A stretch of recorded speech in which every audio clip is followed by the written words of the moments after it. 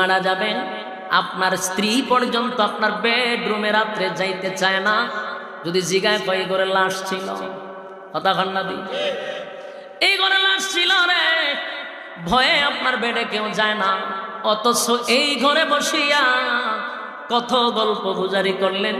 দুনিয়ার থেকে বিদায় হওয়ার পরে নিজের স্ত্রী এখন আপনার রুমে যায় না ভয়ে।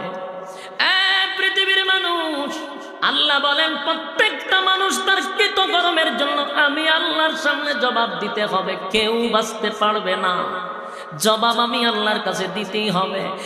আর কিয়ামতের মাঠটা এত মারাত্মক, এত একটা ভয়ানক, সেই মাঠটা এত স্বার্থপর, কেউ কারো হবে না রে।